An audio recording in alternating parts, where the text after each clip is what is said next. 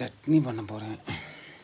சாப்பாடு கொஞ்சம் சரியில்லை, அதனால் வெங்காயம், பச்சை மிளகா, அதுக்கப்புறம் தக்காளி, கொஞ்சம் புளியை போட்டு அப்படியே தொக்கு மாதிரி வைக்க போகிறேன்.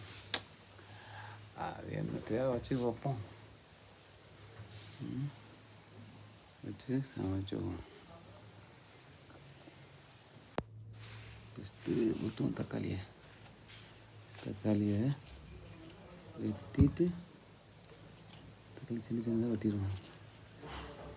தக்காளி சின்ன சின்னதாக வெட்டி அதுக்கப்புறம் மிளகா வெட்டுவோம். ஒன்று வெட்டால் போதும்.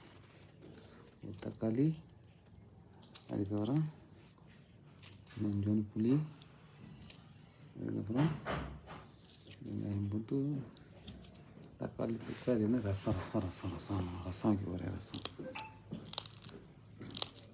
வீட்டுக்கு போனால் பொண்டாட்டி வச்சுக்கிறாப்புல, இங்கே யார் வச்சுருப்பா? என்ன சொல்றீங்க ஃப்ரெண்ட்ஸ்? வைக்க தெரியாது, நான் இருந்தாலும் செஞ்சு பார்ப்போம், எப்படி இருக்குன்னு பார்ப்போம் செஞ்சு. என்ன டெய்லி கறியை போட்டு உயிரை வாங்குறேன். கறின்றேன், இது பன்னீர் எனக்கு பிடிக்காது. யாராருக்கு பன்னீர் பிடிக்குமோ சொல்லுங்கள், கமெண்டில் பண்ணுங்கள். எனக்கு பிடிக்காதுப்பா. எனக்கு கறி இல்லை மீன் இதுதான். அது இல்லைன்னா இந்த இதுதான் என்னது தக்காளி தொக்கு வச்சு தான் சாப்பிடுவேன். இங்கே சாப்பாடு இங்கே அவ்வளோவா சரி இருக்காது. சரின்னா அந்த டேஸ்ட்டாக இருக்காது, அது நம்ம ஊர் மாதிரி இருக்காது. இங்கே வந்து வேறு மாதிரி இருக்கும். இங்கே நார்த் ஈஸ்ட் இல்லையா, அங்கே என்னென்னத்தையே பிடிச்சி தின்னு கிடப்பாங்க. நம்ம ஊரில் மாதிரியா புளிக்குழம்பு, சாம்பார், கருவாட்டு குழம்பு பிடிக்கிறாங்க.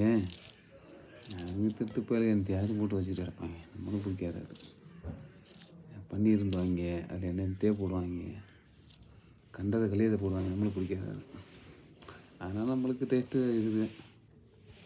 சரி, வெட்டியாச்சு.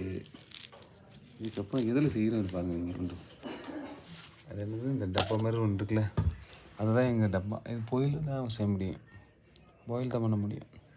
இதில் போட்டு இப்படி கரண்டை வச்சு அப்படியே செய்வோம். சரி, செஞ்சது கரெக்டாக உங்களுக்கு. அப்புறம்